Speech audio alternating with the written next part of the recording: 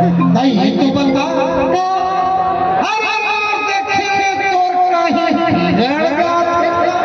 हमर बागी नहीं बिगड़त ते देखा था तो बढ़िया प्यार के नजरिए से देखे जैसे सब थोड़ा देखते हैं अब ये तो सुरवैया गाई थे का बात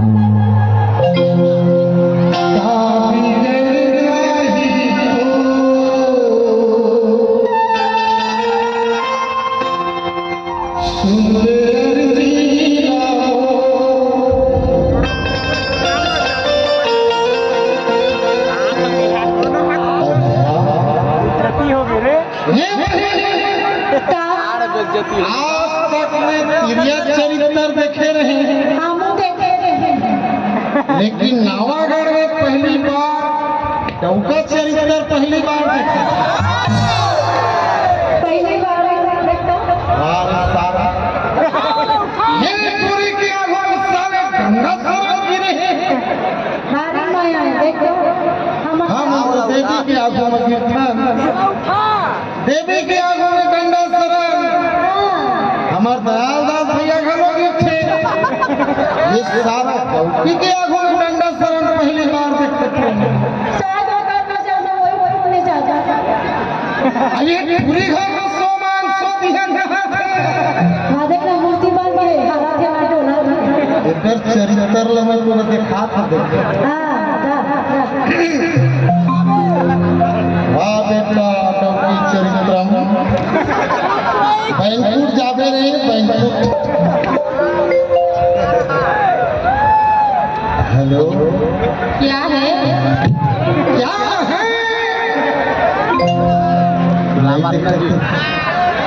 थोड़ा बहुत बहुल मिली का जरूर मर जा रे सारा यार को डंडा सर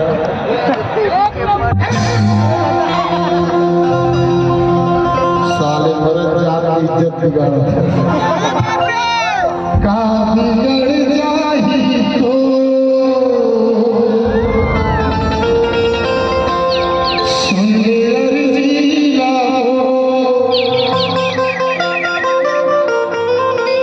तोर फुलवा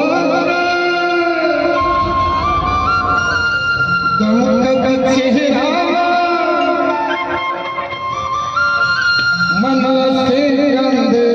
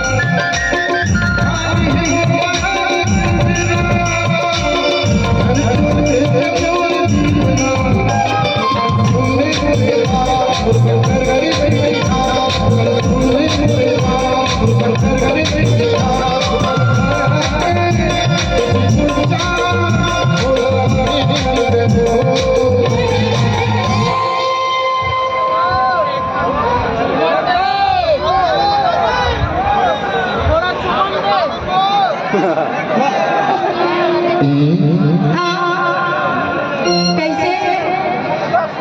कहीं समझ नहीं आया।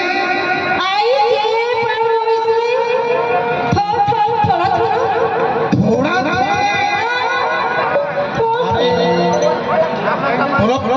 बता लगी कैसे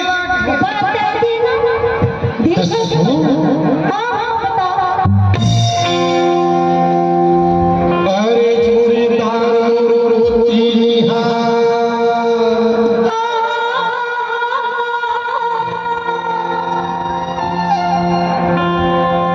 अरे जोड़ीदार